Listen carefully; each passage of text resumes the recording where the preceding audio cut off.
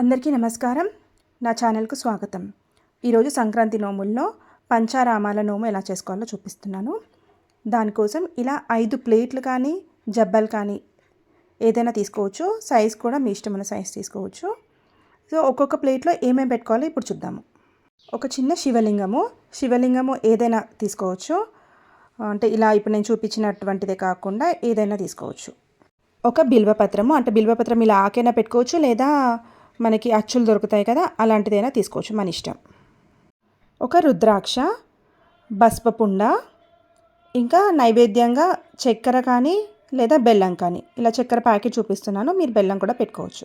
ఇలా 5 ప్లేట్లలో సెట్ చేసుకోవాలి. మనకి పంచారామాలు 5 కాబట్టి 5 ప్లేట్లు సరిపోతుంది. ఇలా సెట్ చేసేసుకొని గౌరమ్మ పెట్టుకొని నోముకోవాలి. ఇది పంచారామాల నోము.